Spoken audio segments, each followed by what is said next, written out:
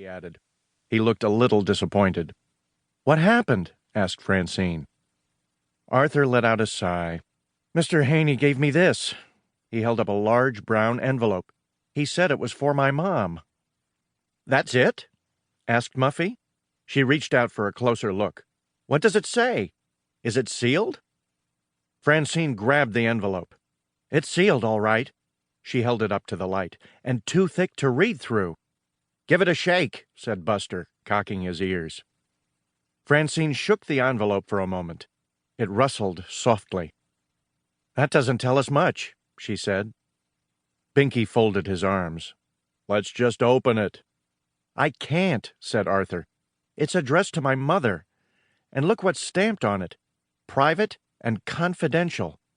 "That's a bad sign," said Buster. "Good news is never private." "Besides," said Binky, "you can't start making excuses until you know what kind of trouble you're in." "Didn't Mr. Haney give you any clues at all?" Francine asked. "He said it was important," said Arthur, taking back the envelope. "That was about it." "If it was good news," said Muffy, "Mr. Haney would have told you. My mother always tells me right away if we've gotten a new limousine or if the cook is making a special dessert for dinner." "He didn't say anything like that," Arthur admitted. "That means it's bad news," said Francine. "The question is, how bad is it?" This was not a question Arthur wanted to think about. Binky laughed.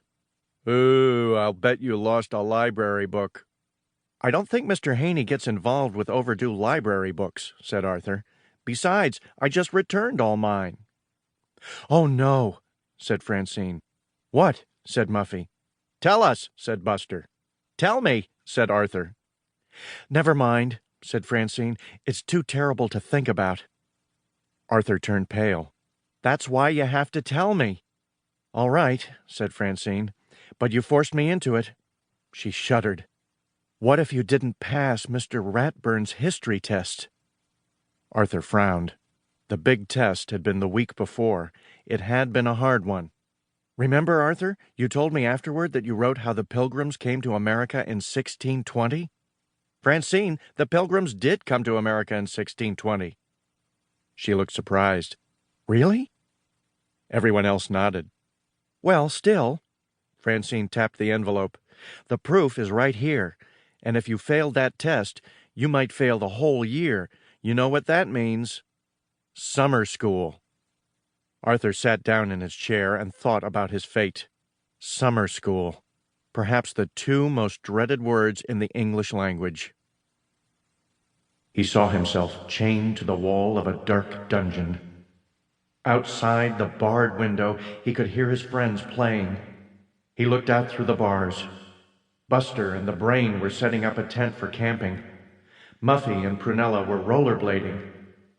Arthur looked around his cell. He was alone, with only some thick, dusty books for company. Then the guard, Mr. Ratburn, walked in. He was slurping ice cream from a cone.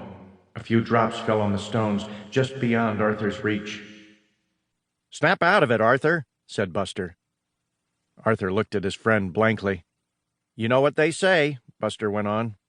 "Those who don't learn their history are doomed to repeat it." Arthur sighed. History or not, he felt doomed for sure.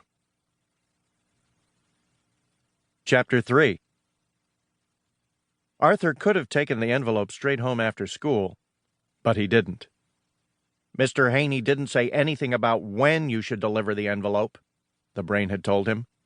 "Under international law, you have the right to make a plan." They were sitting in a booth at the Sugar Bowl. Buster and Francine were there too.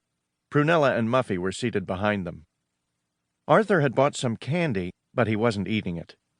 He was just moving it around in front of him. The candy was shaped in a rectangle with a big question mark inside it. The Brain was staring hard at Arthur's envelope. "If only I could use X-ray vision," he said. Buster grabbed the envelope from him. "We have to take action. I don't want to spend all summer doing fun stuff without you." He pushed the envelope toward the edge of the table. "Hey, what if you accidentally lost it?" He shoved the envelope onto the floor. "It could end up in the trash, or a shredder, then bulldozed into a landfill. Only the seagulls would read it there, and we don't have to worry what they..."